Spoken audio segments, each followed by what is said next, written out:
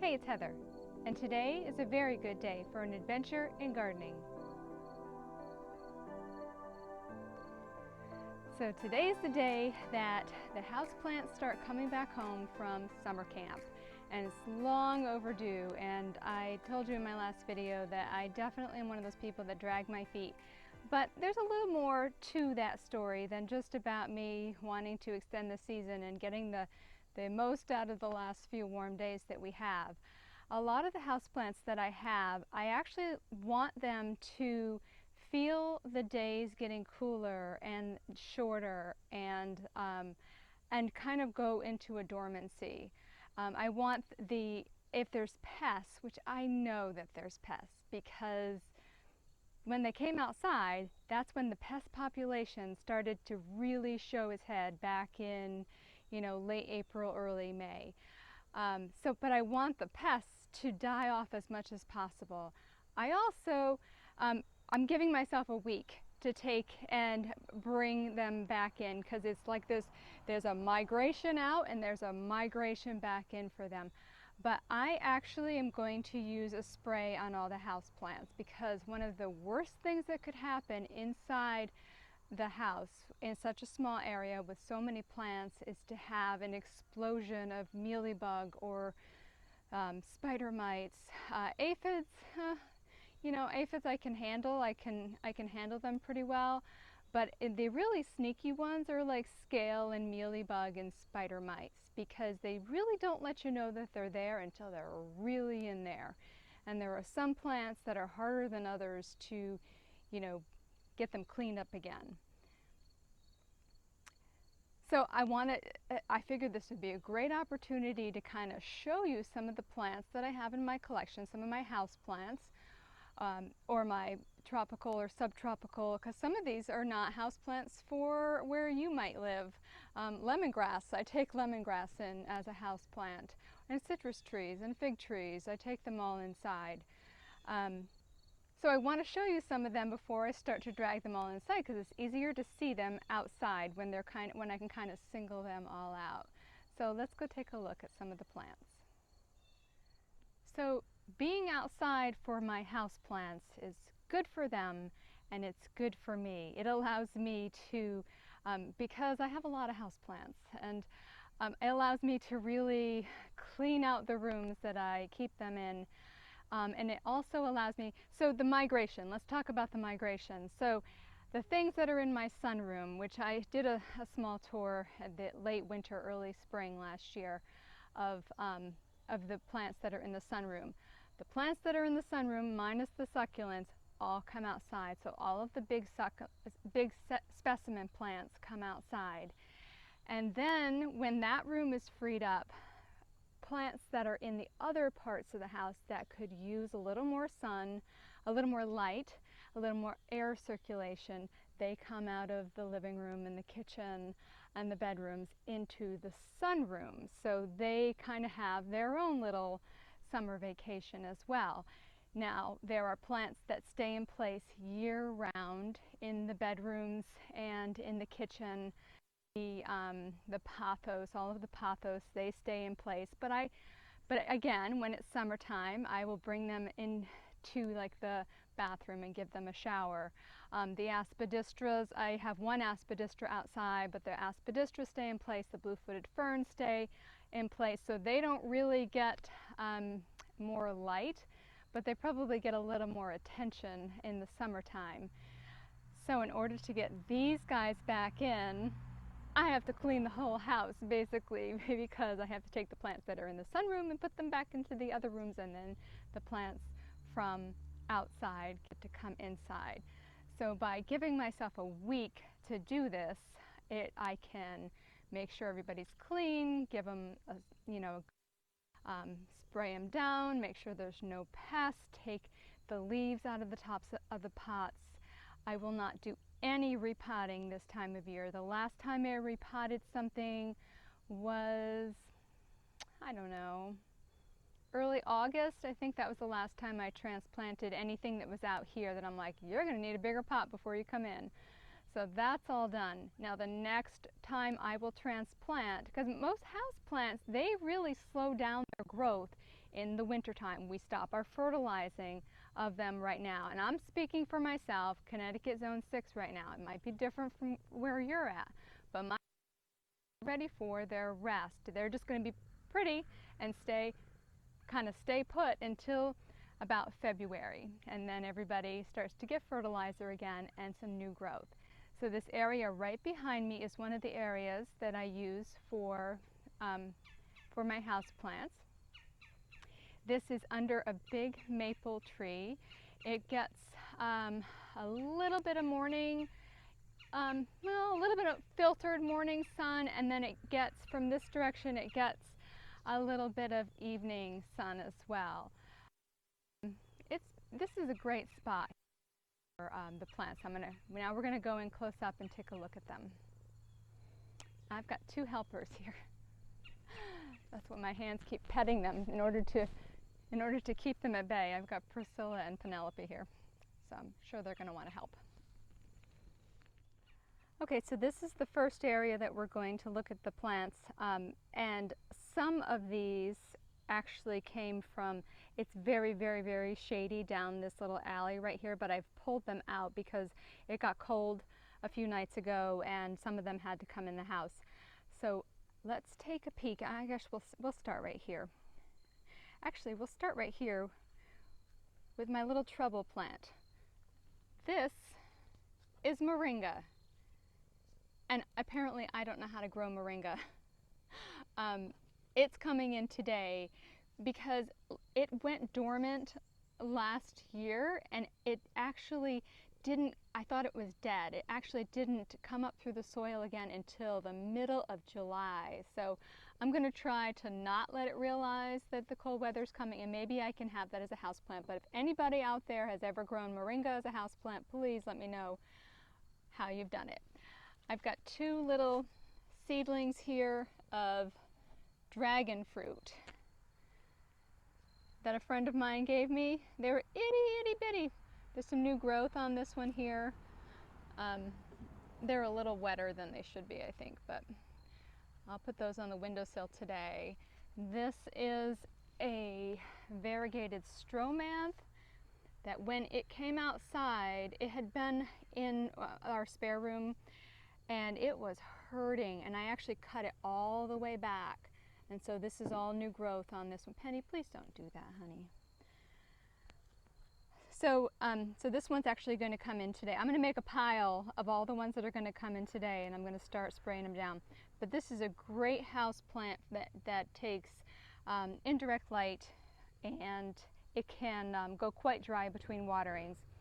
This is a fluffy, sorry about the motorcycle noises, somebody's practicing there.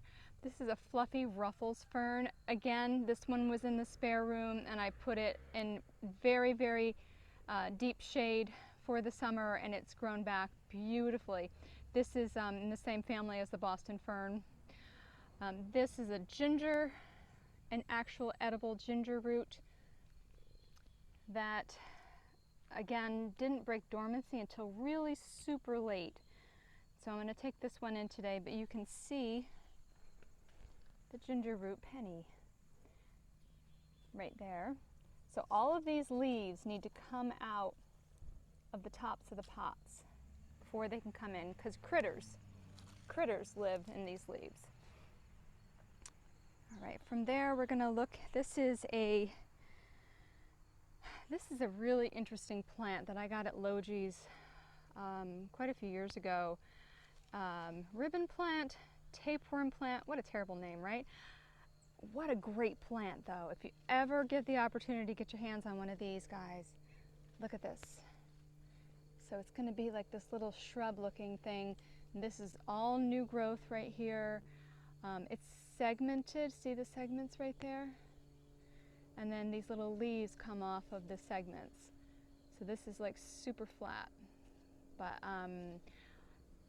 doesn't mind lower light for the winter time. It was in good shade out here.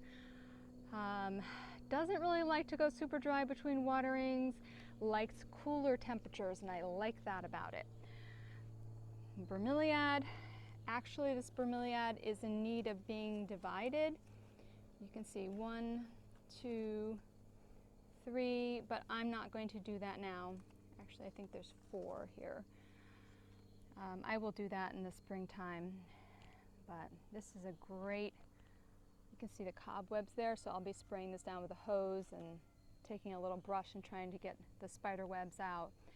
This coffee plant has never looked beautiful. I don't even know what to say. But this is my fault. This is cold damage, and that's what happens, because this was new growth that looked just like that. The older leaves, the tips of them were crispy from last winter, but I'll be taking that one in today. That's the aspidistra that was sent outside here, and it has spider mites.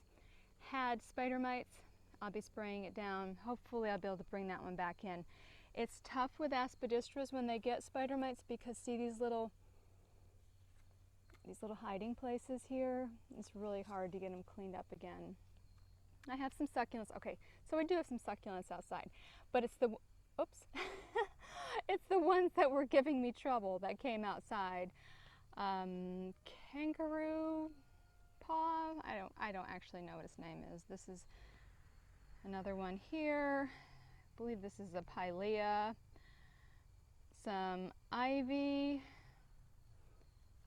which got sent out here because it also had spider mites, but I'll inspect that later. There's some aloes here. Spider plant, there's a couple spider plants. Oh, there's another one right there. This is another, what is this, like Christmas aloe, I think that one's called. This is polyanthum jasmine that has to have a cooler, like almost frost temperatures to set bloom for winter. And so I'll take this inside and I'll just attach it to the sides of the windows. My olive tree with the little olives on it.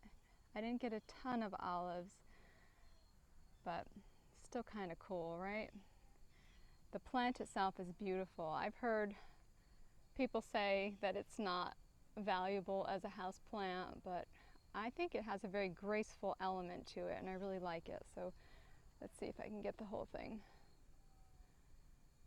Yeah. All right.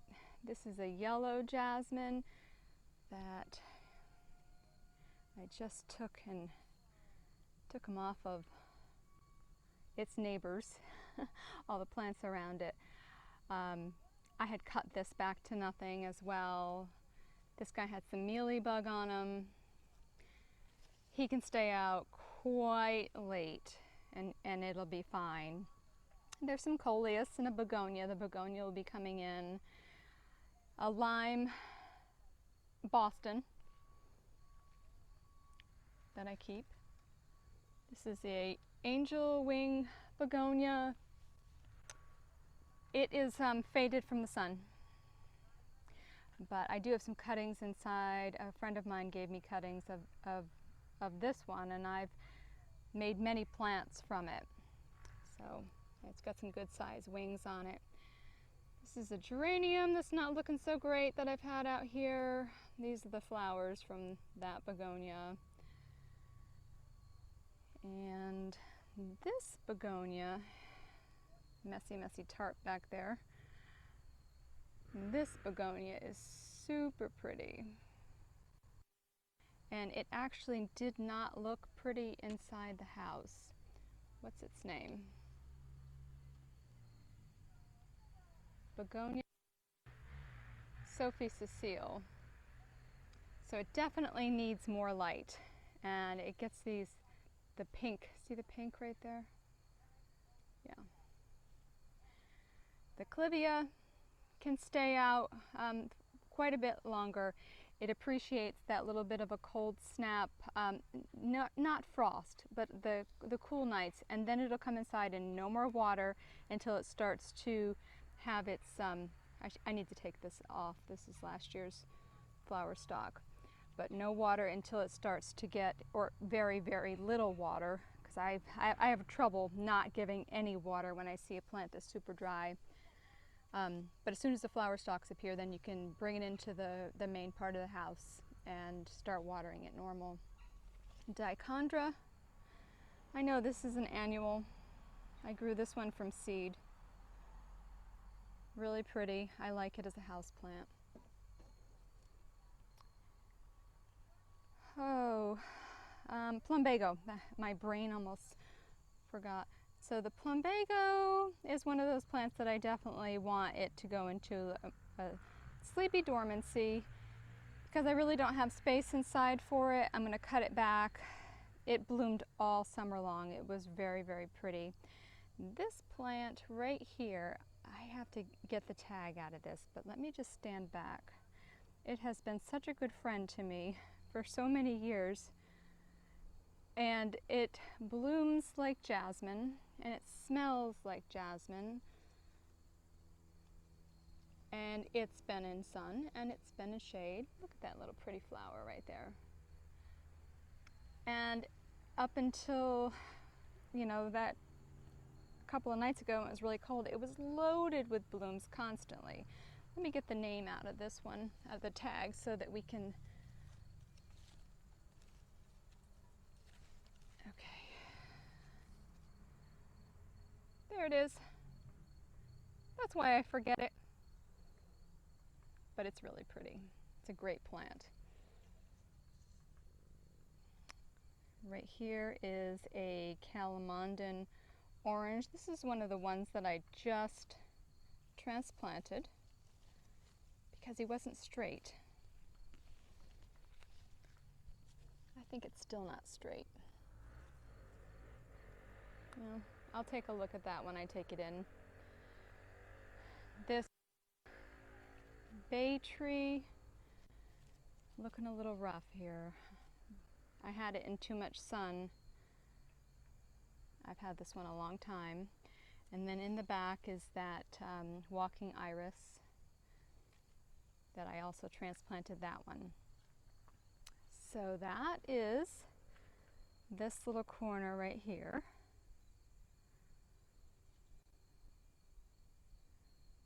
Now, I did not keep these plants here all season long.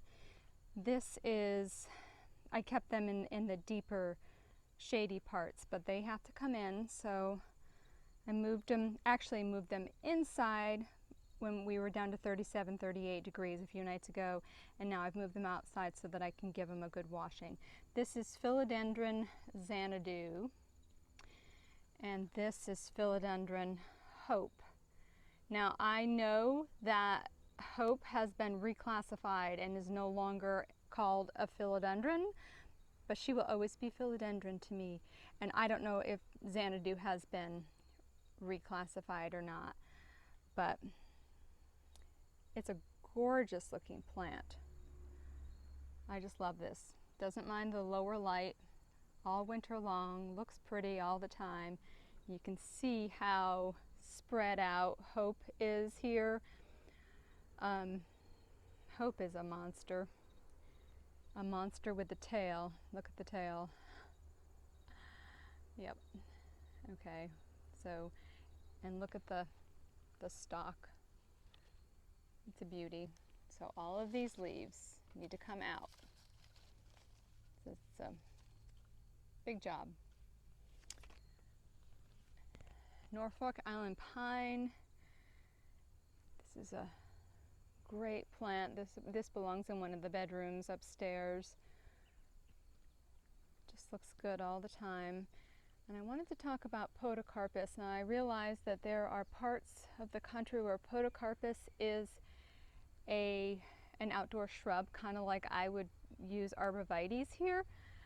But so I got this guy as he was just a little stick, maybe, you know, I don't know, 8, 10 inches tall. And so now I'm seeing eye to eye with it. Okay, that's how tall it is. And I've had it for a long time.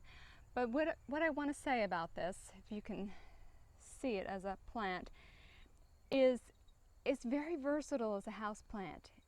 Even though it likes sun, it also doesn't mind to be in a low light room where it gets little sun with mostly indirect light, and that's where I have kept it all these years. And this was the first time I've ever taken it outside because I thought, well, we need a dusting here, you know. And it was too big for me to move into the tub any longer. So we did get some new growth this year, which we would have gotten it inside anyway. But man, it's a great house plant that just looks good all the time. So over in this corner here, I want to show you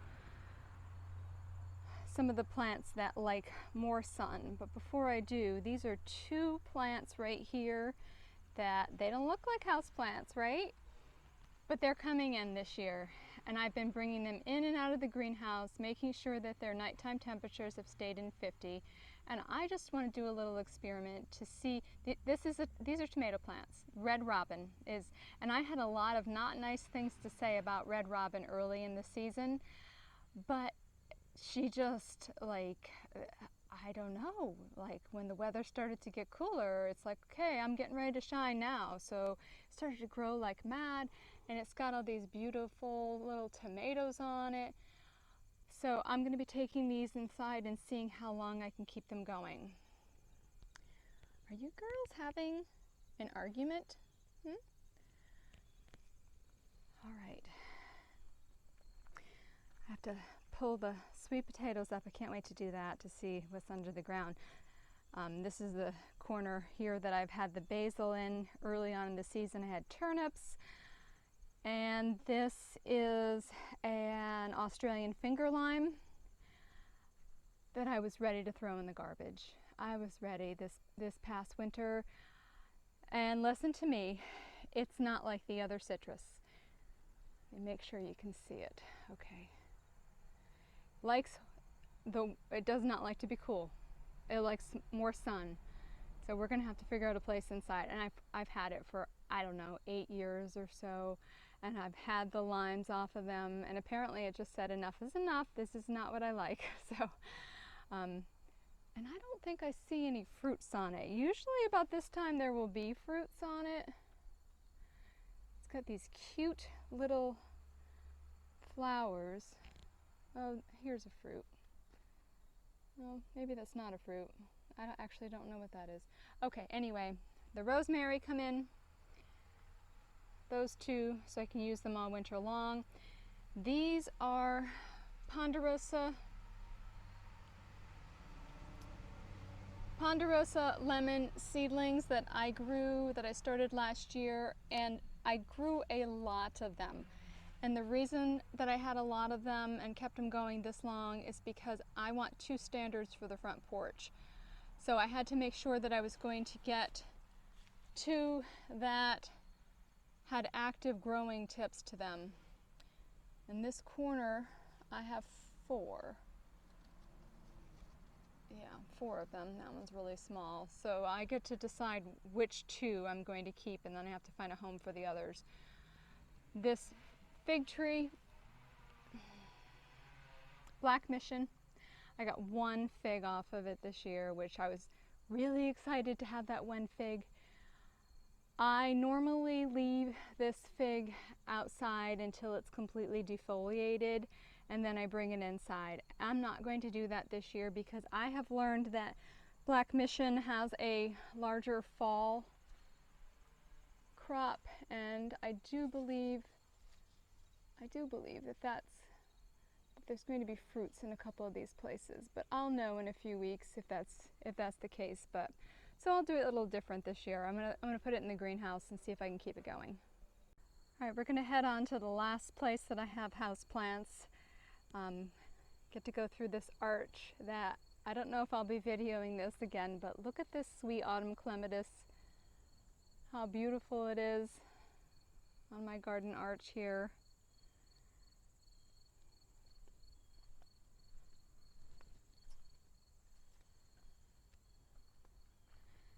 Got these 2 little myrtles that I keep in my kitchen, looking a little like they had too much sun. I gave them a clip. I left them in the front yard too long. So anyway, I'll leave them. I think I'll move them back to the front porch and see if, I don't know. we'll see what happens. Okay, so this area right here, this side is very shady and this side gets a little more sun. This is my rabbit cages are right over here. So I try to keep my houseplants all clustered together, at least this year, because it was just easier for me because it was so dry and we had very, very little rain. I had to make sure I watered them like literally every single day. I was watering especially, you know, the more mature plants. They just really needed the water. So I have most of the citrus over here, and like this right here is a Chinese lantern hibiscus. I'll show you the rest of what I have going on here. So this plant right here is a night blooming jasmine. You can see how tall it is. See how much taller than me it is? Cestrum nocturnum. I think I'm right. I think it's not a true jasmine. It is just finishing up its bloom period, although in the evenings it is still extremely fragrant. Like, I can't believe this plant at night. You would not believe the moths that are all over this plant. And you can actually smell, it smells like sweet tarts. You can actually smell it from the front yard. It is so strong, and it's been around for a long time. It gives me very, very little trouble. I cut it back. I bring it in like this, and then I wait a little while before I cut it back. And I try not to cut back too many of my houseplants at this time of year, because you don't want them to think, oh, it's time to have new growth to them. So I wait a little while. So this is a monster to take into my little room, my little sunroom, along with these other monsters. I wanted to show you, so this is Brooksmansia here that didn't do anything this year. It really didn't, and it's my fault because it did not get enough sunshine.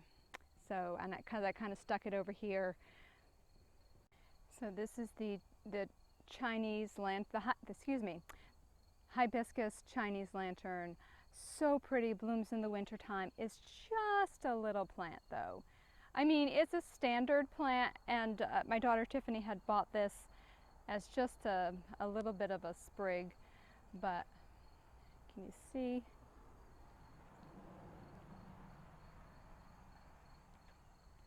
But now it's almost as tall as me, and I will not be cutting it back. I don't like its shape. Its shape is kind of weird.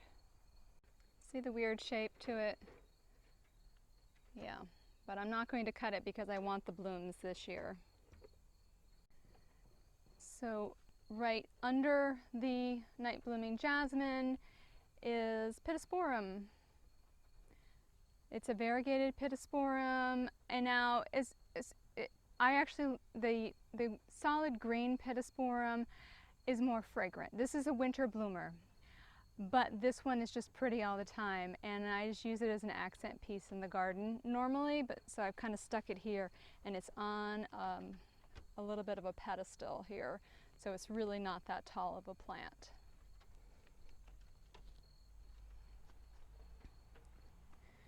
All right, so tucked way over in the corner here, which is kind of weird, is a bougainvillea. Can you see how big this bougainvillea is? It is unruly. So it's got a weird shape to it, and I should have had it on the front porch this year, but we just had too much going on. It will probably bloom. It needs to have this shape, so all of this needs to get cut off of it, but I'm going to go ahead and let it bloom, but it takes up a massive amount of space. Still a great plant. I actually rehomed all the rest of the bougainvillea last year, but this is the one that I've kept. This is the rose-scented geranium that I keep as a houseplant. I'll remove all of the yellow leaves from it. And I will not be cutting this back because I use these leaves, the foliage, I use it as a natural air freshener. I'll take a leaf off, crumple it up. Oh, it smells so nice. And I'll throw it in the vacuum cleaner bag. and it makes the whole house smell really, really nice. I have an asparagus fern. Oh, it's actually it's heavier than it looks. Here, let me show you. Okay, so this is asparagus sporangeri, which I have two other asparagus ferns that I keep inside. This one had aphids on it, and that's why it came outside, but it really grew a lot. Look.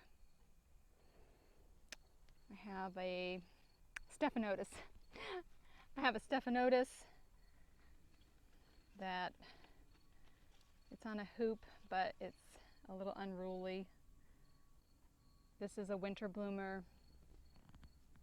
A smaller rosemary that needs to come in. This is a succulent, kind of an interesting looking succulent. More of the ponderosa lemon seedlings that need a home. I don't want these guys anymore. And I had a friend say, put them on Craigslist, and I'm like, you know what? They're just like little plants. I can't imagine somebody coming out just for one little seedling. So I don't know. I don't know what I'm gonna do with them, but there's a lot of them. That is angel vine. Latin name escapes me right now, but I've had this one for a long time, and I just cut it back every year.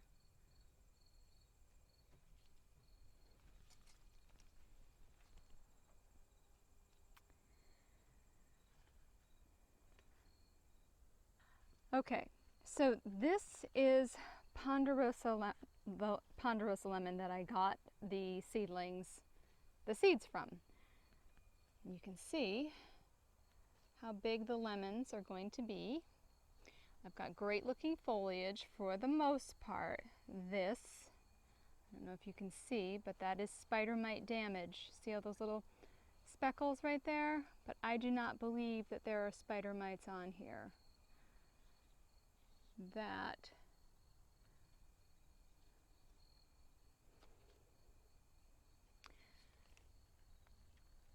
Now, there's quite a few lemons, but I noticed that from the blooms this year, I did not get new lemons. So those blooms, actually no, that's not correct. These are from the spring blooms, yes, okay. Yeah, those lemons are from the spring blooms, so there's 3. This is, I don't know, autumn.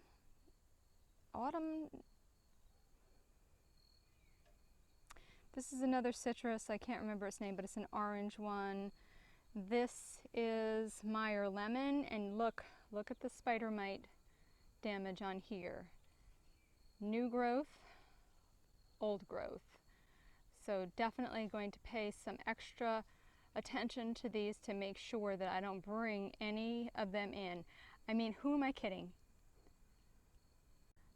So, who am I kidding? You know, I'm saying that I'm going to spray them and I'm going to make sure that I don't bring any extra critters in. It is almost impossible to not. When you have citrus trees, you're going to end up with something, and it's going to happen after the days start to get a little bit longer in January. That's when the spider mites and the mealybug and the scales start to show again. So my job is to make sure that until that point that I've minimized it. Really, I mean, it is impossible. If you've got houseplants, you've got critters. They're opportunistic, and it just takes a little bit of time or the right conditions or a flush of new growth for them to show their ugly little heads. So, but I'm going to make sure everybody's clean when I bring them in.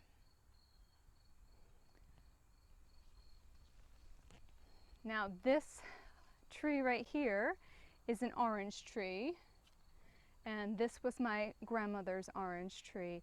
Now I have fertilized it like you wouldn't believe this year, but it still does not have great color to it. So we'll see what happens when I bring it in. It might just defoliate altogether and get new leaves, but it hasn't done that in a little while. All right, so I made my pile here of everyone that's going to come in today. I've got both of the Boston type ferns. I've got a couple of the begonias are going to come in, the two big philodendrons, the bromeliad, the coffee, and the stromanth is coming in too. So the first thing I'm going to do is I'm going to get the Bostons out of the way because I'm not going to be spraying them. But I know that there's spiders living in one of them, so because there's a lot of spider webs going on, so I want to get the leaves out of it, out of the fluffy ruffles fern and the spiders. So I am just going to lay this guy on his side and I'm going to make a big old mess here. And I'm shaking it to get all of the yellow, all of the you know, all the dead parts out of it that the Boston ferns get. And the cobwebs. Ugh. Give it a little shake. The fronds, that's what they're called, fronds.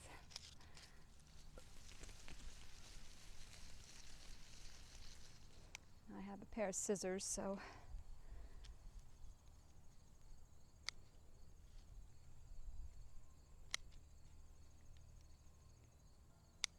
I will cut as many of the dead fronds out as possible.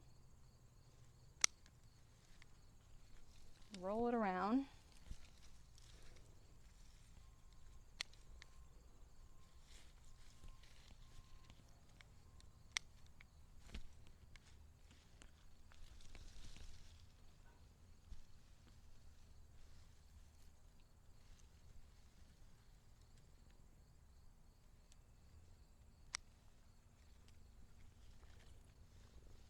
I know, Penny.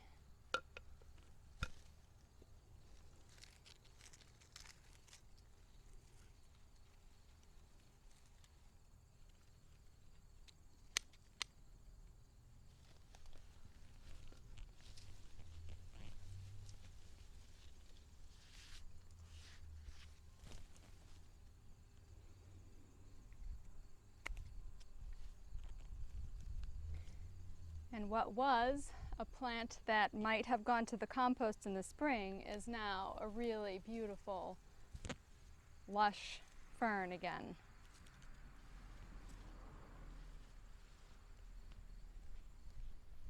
And this one is just perfect.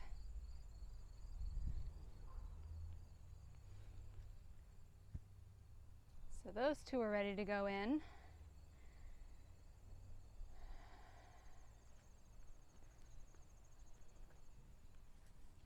The two begonias I will not be spraying either, so I'm not going to be spraying these with any kind of a pesticide, and the two begonias I won't either, so I will be spraying them down with water.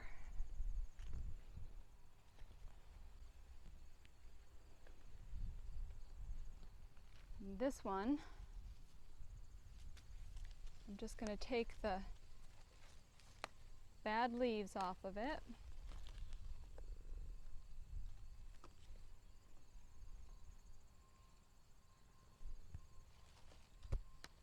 Penny, don't do that. Don't. And the bromeliad, I also won't be using any pesticide on it. Number one, because I know I don't need to, because they've never had any pests on them at all. Number two, I'm visually inspecting them and they are just perfect. Number three, sometimes things are a little sensitive to sprays, and there's no need. Unless you have a need for it, don't. I mean, many things I know do have a need for it. Penny, really? She's like, this thing will pet me. Many things do have a need for it, like the citrus and the olive and, you know, the jasmines and all of that. But I found that sometimes the ferns, they don't like to have pesticide of any kind sprayed on them. Now, what I'm going to be using today, and I use different things at different times. Today I'm going to be using a little mixture of neem and some dish soap. That's what I'm going to be using. But all I'm doing it for these guys that are just going to get the water is I'm just going through and taking all the debris out, taking all of the dead leaves out, making sure there's no place that any critters are hiding.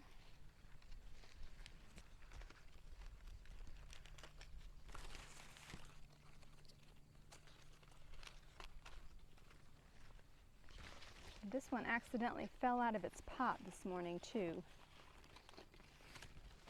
And I picked it up really quick.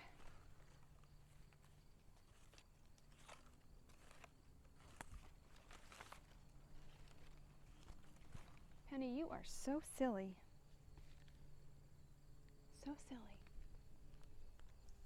All right, I'm going to use the hose now, so you need to go.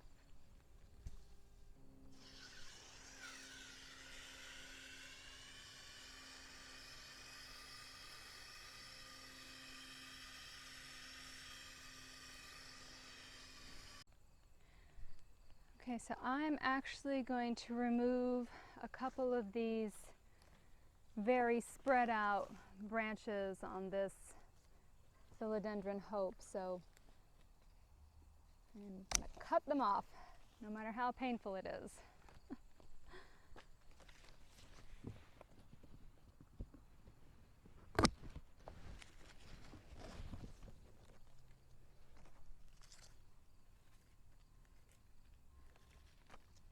It'll just make it easier bringing it back indoors.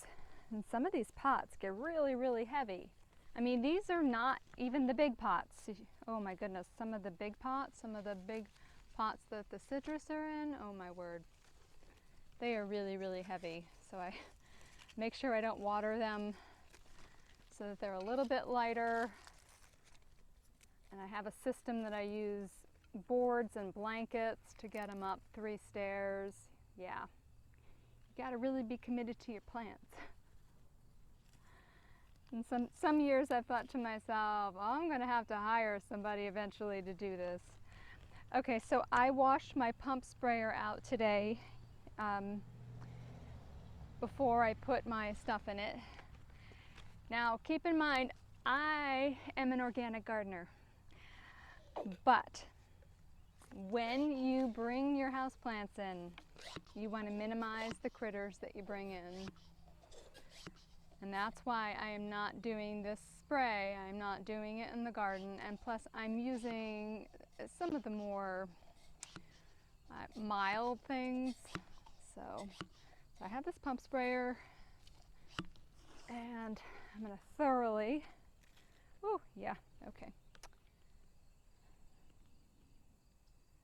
Oh, I think I left part of it inside. So I took it in to wash it and then I forgot to bring the nozzle out. So, okay.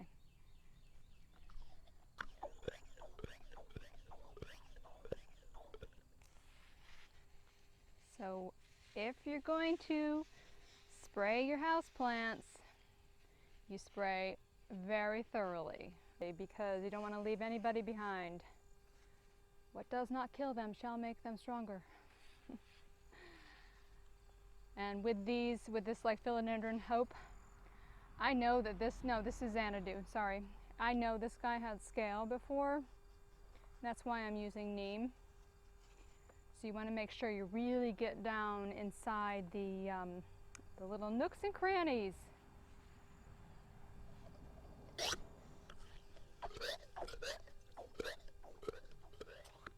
Undersides of the leaves, all of the stems.